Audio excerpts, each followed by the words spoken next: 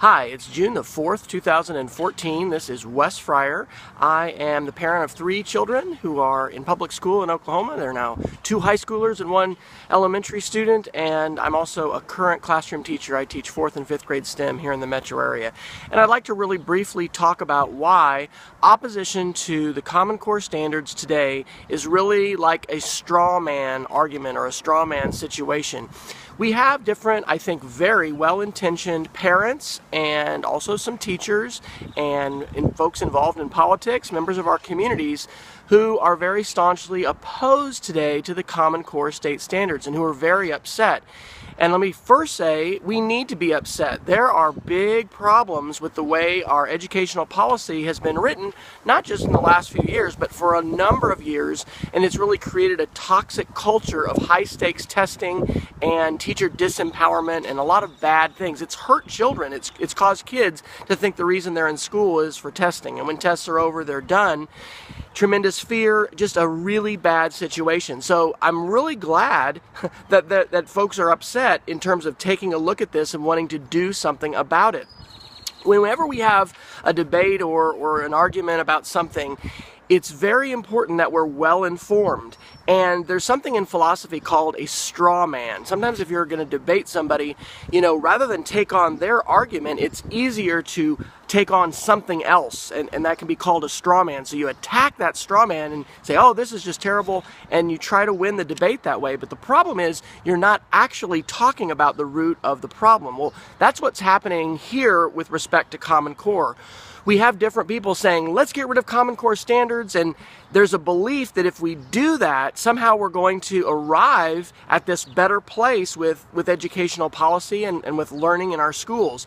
The real issue, one of the big issues that we need to be addressing and changing, is this toxic culture of high-stakes testing. High-stakes testing is an enemy to good learning and to good school culture here in Oklahoma and here in the United States. And one of the things that not a lot of people realize is that today, for instance, if our governor would sign this House bill, which has been passed by our House and our Senate to basically repeal repeal the Common Core standards, we would lose something called a waiver for No Child Left Behind. And we would open the door for many of our schools under the No Child Left Behind standards to be taken over by our State Department of Education. And even though there are a lot of well-meaning people working for our State Department of Education, they would be required to do things like automatically fire the principal, automatically fire half the staff. There's different choices that they have, but it'd be real drastic, and it would be unfortunate to have that kind of a blanket response that we have to do, because people are well-intentioned wanting to change testing culture, but what we've done instead of seeking a way to change the testing culture is we've repealed legislation that's allowed us to have a waiver to some of the very drastic and damaging provisions of No Child Left Behind. I want to remind everybody watching this video that what you say and what I say matters. How do people get their information and form their opinions about things like Common Core standards or like educational policy? Well, certainly mainstream media and the news play a role in that. But what you and I share when we talk to each other, when we talk to other teachers, when we talk to parents, that forms a lot of our perceptions. We have people today, saying things like, all the teachers I've talked to say we should reject Common Core.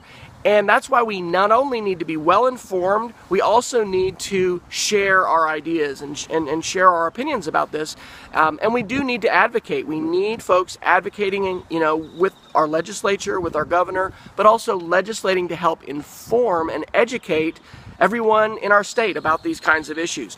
We need proactive policies with respect to education reform. It's not enough, and unfortunately we have different people running around today who seem to be just in opposition to things. It's not enough to just say, I oppose this person, or I oppose, Common Core standards. What are you for? What are you going to do instead of these standards or the toxic testing culture, which has grown up around the standards movement here in the United States? We need to recognize that if we just get away with Common Core, we go back to pass. Testing continues as it has for years in our state. We do need to address high-stakes testing. But this is something that doesn't just affect us at the state level, it's the national level, because it involves federal legislation and it involves federal money. We need proactive policies that empower teachers. There's a lie that's been normalized here in Oklahoma and across the United States today that teachers are ineffectual and unable to assess children. So we need to pay millions of dollars to testing companies because that's the only legitimate way we can find out if kids are learning.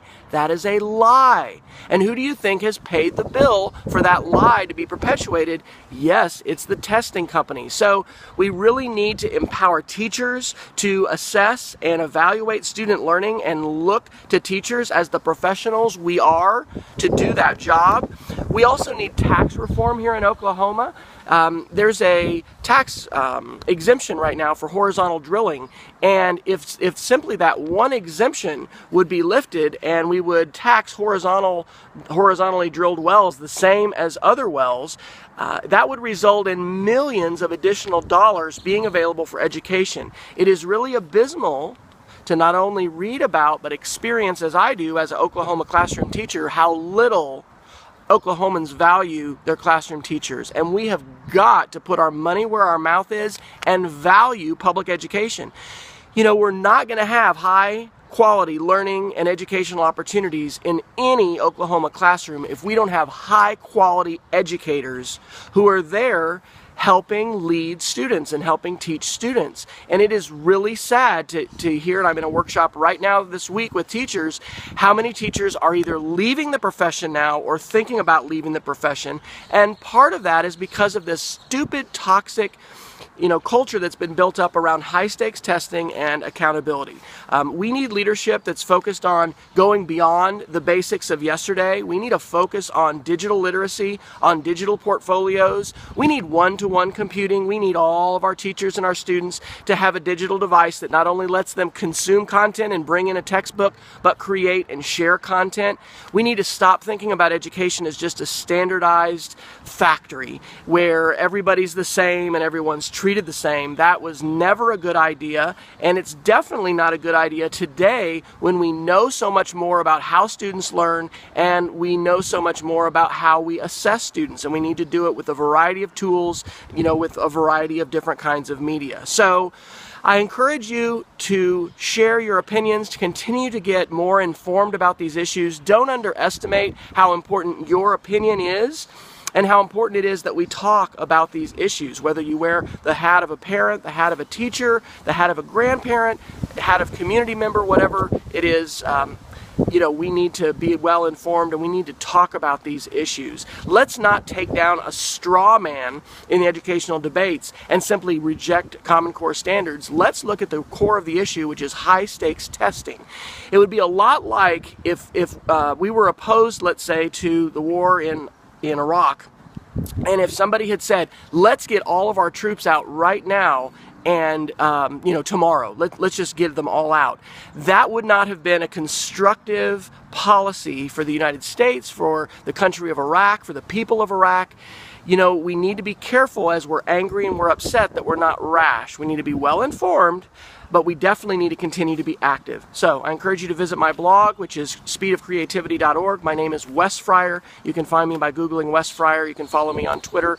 Let's continue to advocate for positive change for our students, for our teachers, for our families here in Oklahoma and here in the United States.